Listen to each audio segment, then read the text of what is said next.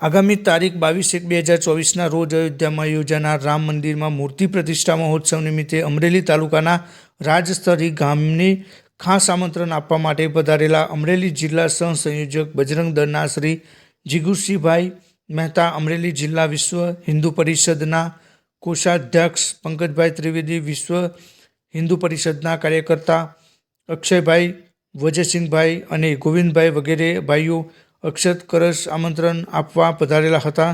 આ તકે રામજી મંદિરમાં આરતી કરીને આમંત્રણ ગ્રામજનોની હાજરીમાં ગામ વતી સરપંચ શ્રી ગણપતભાઈ સેંજલિયાએ સહર્ષ સ્વીકાર્યું હતું અને ગામની બહેનોએ કુમકુમ તિલક કરી ફૂલહાર સાથે સ્વાગત કર્યું હતું અને આજની જ મૂર્તિ પ્રતિષ્ઠા મહોત્સવ સુધી રામજી મંદિરમાં દરરોજ ભજન કીર્તન, ધૂન અને સત્સંગનું આયોજન કરવામાં આવ્યું છે।